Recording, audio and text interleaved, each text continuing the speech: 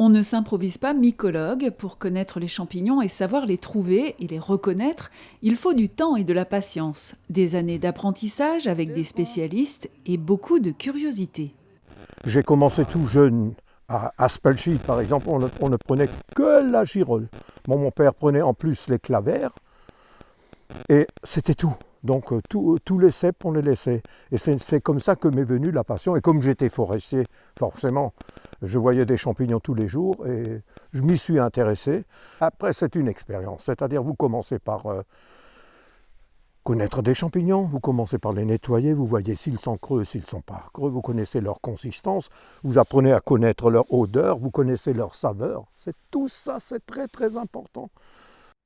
Émile Heitel est un ancien forestier qui s'est passionné pour les champignons, comestibles ou pas. Des livres, il en a beaucoup sur le sujet et parfois, il n'a pas besoin d'aller très loin pour dénicher quelques spécimens de champignons. Oui, ben la preuve en est, c'est que là on est au milieu des maisons, on est dans les gazons, et puis voilà tout de suite, dans ce gazon-là, qui fait partie de mon terrain, vous avez tout de suite une espèce de champignon qui est comestible, donc c'est très très intéressant, un tout petit champignon. Donc c'est le marasme des oréades. Alors les oréades, c'est les nymphes de la nature, hein, c'est très romantique hein, ce nom-là, j'aime bien ce nom. Donc c'est un champignon comestible, mais le pied est trop filandreux ou trop ligneux, on ne mange pas les pieds, on ne mange que la tête. C'est un champignon particulièrement intéressant, d'ailleurs une bonne odeur. Coulmel, amanite ou parasite, on peut croiser de nombreuses variétés de champignons au cours d'une promenade.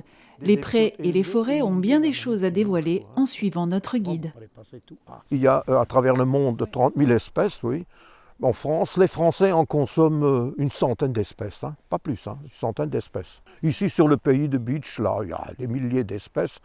Et bon, moi-même, je ne sais pas, je ne les ai pas comptées, une trentaine, facile 30, 40 espèces que je connais, et genre 10, 20 que je consomme, quoi, oui. Oui. Notre but, ce n'est pas de vous faire connaître les champignons, les identifier. Non, ce n'est pas ça le but.